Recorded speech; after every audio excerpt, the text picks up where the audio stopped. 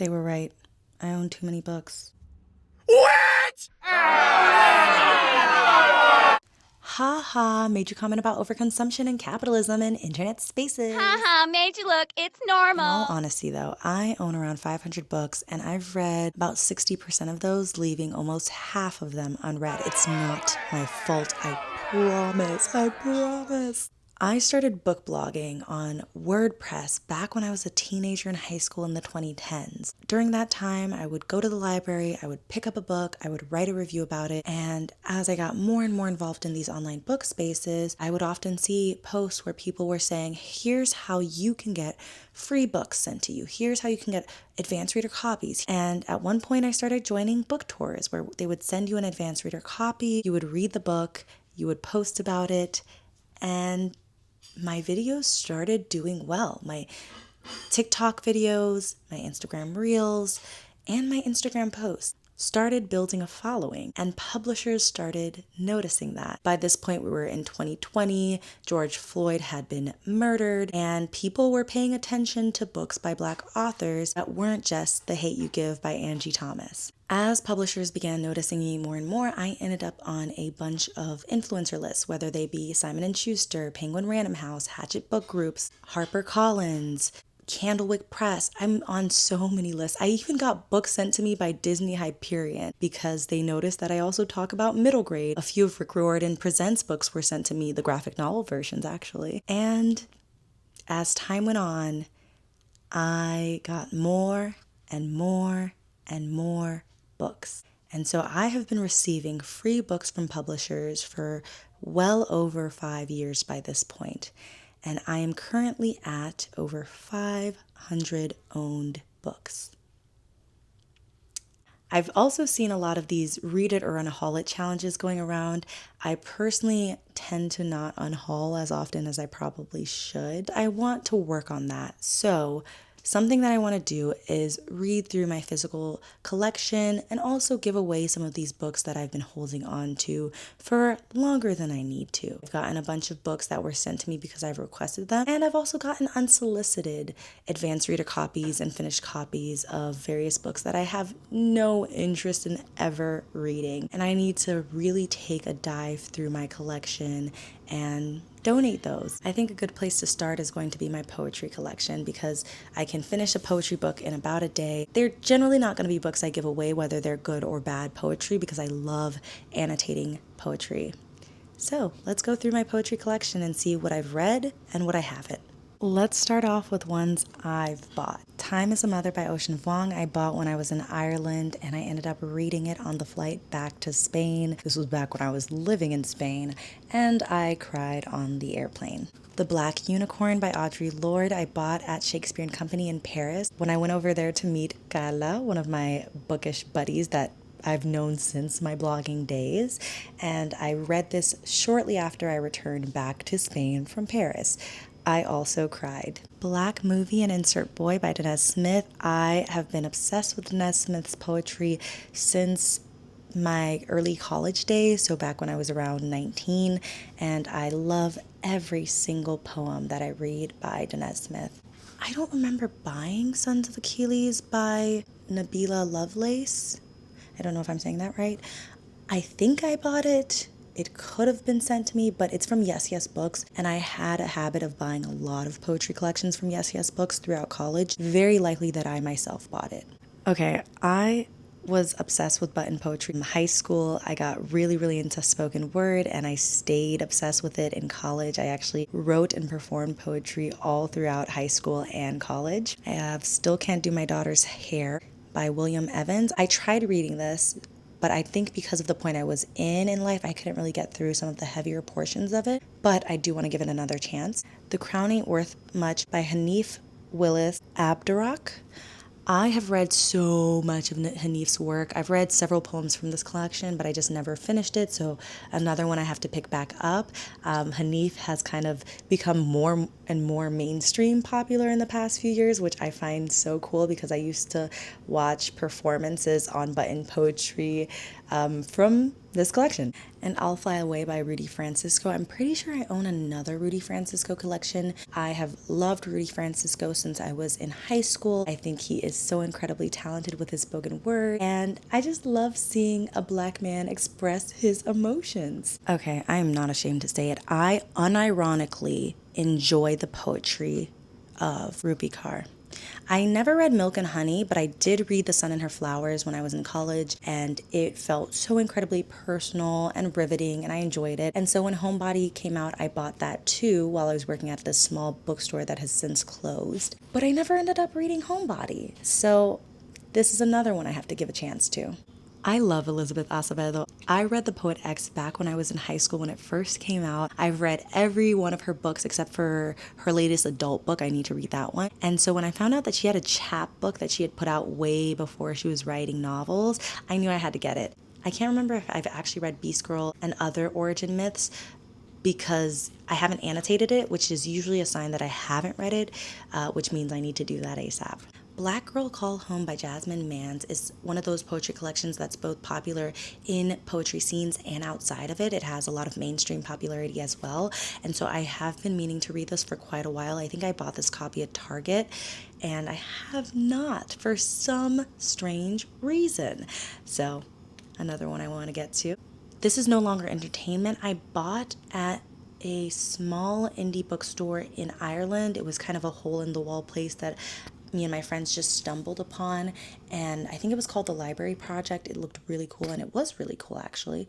And so I ended up getting this collection. This is very experimental poetry, and it's one that I actually have not opened since coming back to the United States. So yeah, that's on the list. Walt Whitman Selected Poems. I got this from my high school English teacher when she was moving and giving away all of her classroom books.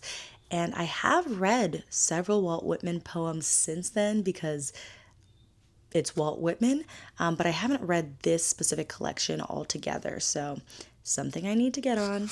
You might have recognized me from the Shelves in the Cities trips. I was on both the New York and the LA one. Every single time I go, I make it a mission to buy at least one book by a Palestinian at one of the independent bookstores. I got Rifka by Mohammed El Kurd back in New York. I can't remember exactly which bookstore. It might have been You and Me Books in Chinatown in New York City. But I started reading this and then I put it down and I never picked it back up. And I need to read it because I was enjoying it. But of course, a lot of the poems are very heavy and they're the kinds of poems that you have to sit with. I got by Fadi Judah in LA and I finished it quite soon after. I started reading it on the plane ride home and finished it I think a week later. It is so good and I've heavily annotated this one. I also got Refat Alier's If I Must Die, which is a collection of both poems and prose from Refat Alier. If you know the If I Must Die poem, right, that had its viral moment throughout the years, even prior to Alier's assassination by the IOF. And it's a collection I am very much so looking forward to reading, but I know I need to be in the right mental headspace before I can get on it. I lied. There were more books that I had bought. Ain't Never Not Been Black by Javon Johnson and Even the Saints Audition by Rach Jackson, both Button Poetry. Both poetry collections I read right away and loved. For Color Girls Who Have Considered Suicide When the Rainbow Is Enough by Sasaki Shange. I have read this collection 3, maybe 4 times. I tend to reread it whenever I'm going through a huge life change, like when I was moving to Spain, or when I was starting college, or when I was starting my master's, or when I was ending high school. I love this poetry collection so much, and I will never forgive Tyler Perry for what he has done. Beholden by Roske. I read this for a creative writing class in undergrad and I loved it. I think I've read it at least one other time since then, and it's literally one long poem as one book. Similarly, Nature Poem by Tommy Pico is also one long poem as a book, and I read this for a literature and the environment class in undergrad that helped make me realize that I loved eco-criticism, and that ended up being a major point of my master's studies. I did eco-criticism alongside post-colonialism and mixed in a little bit of indigeneity studies within it too. Okay, we got more button poetry stuff. I Shimmer Sometimes Too by Portia Oleiwola. I've read this collection, enjoyed it. Helium by Rudy Francisco. This was my other Rudy Francisco.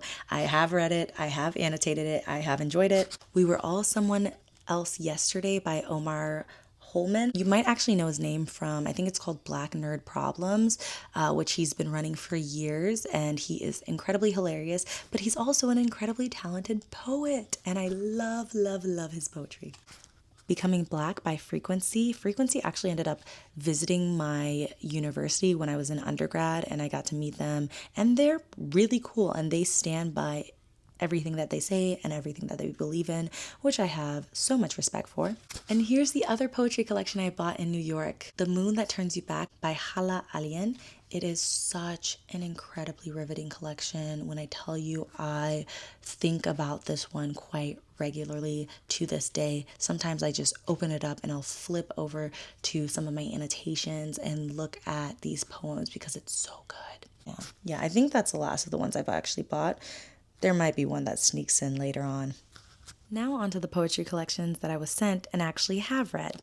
There are only 3 of them. Goldenrod by Maggie Smith, which I finished recently. It feels like a critique of the pastoral because there are nature poems, but there are also political poems interspersed between, which I enjoyed quite a bit. Scorched Earth by Tiana Clark. This was actually the last book I read in 2024. I read it on New Year's Eve, and it was really, really good. Becoming Ghost by Kathy Lynn Che. I was so inspired by one of these poems that I ended up writing a poem based on a specific quote within it, and hopefully that poem gets published at some point. Now onto the poetry collections that I have been sent and have not read yet. When I Was Young by Jasmine Harris. I believe the author herself actually sent this to me, and I feel really bad that I never got around to it, but I'm pretty sure I was still in college at the time and I was just swamped with college. An Appetite for Miracles by Lakin Zaya Kemp. This is a novel in verse, and she is a thickie. She's thick. Yeah, working through it. Good Different and The Girl in the Walls by Meg Eden Kawat. She is an autistic author who includes autistic main characters in her novels in verse. These are both middle grade. One of my friends actually has read Good Different. I gave it to her to borrow and she really enjoyed it. And it is one I am planning to get around to, especially as I read more and more middle grade. Ordinary by Laura Hippolyte. I believe the author also sent me this one. It is a regular poetry collection, and I'm pretty sure I was in college at that time as well and got swamped by college. More novels in verse. In the Beautiful Country by Jane Kuo. I believe this is a middle grade novel in verse. Bridge Across the Sky by Freeman Ng. This, I believe, is young adult. Home is Not a Country by Sofia El Hilo, whose regular poems I have read quite a few of, but this novel in verse I have not read yet. And this was one of the first books that was sent to me so many years ago, and so I really do need to get around to reading it. Oh, and the Anti-Ling anthology. So I'm actually part of this anthology. 2 of my poems were published within it, but I don't think I've ever actually read the entirety of the anthology. It came out in 2020, so you can imagine what was going on during that time period. And I also have Skin by Ibiza Boy, who I have read basically every book she's put out. I think I just haven't read Pride, but I was sent this one relatively recently. It came out this year, and I'm actually reading it this month as part of the Haitian Readathon, which is happening from May 18th to May 31st. Let's hope this video comes out before then. So the plan is to get through a significant portion of these poetry collections over the next few weeks, maybe the next 2 months or so, really the beginning of the summer. And I'll do kind of a check-in at some point in June, talking about where I am, what I've read. And from the poetry collection, once I've completed all of those or completed the majority, I'll move on to my graphic novels, which I have quite a few of. I generally do read those pretty soon after they've been sent to me, but sometimes I don't. A fun fact about me is that I have been averaging about 6 books sent to me a month from publishers. 6! 72 books a year. At this rate, I will have 1,000 books within the next 5 years, I think. Actually, no, I might be wrong. I was an English major. I'm not a math major.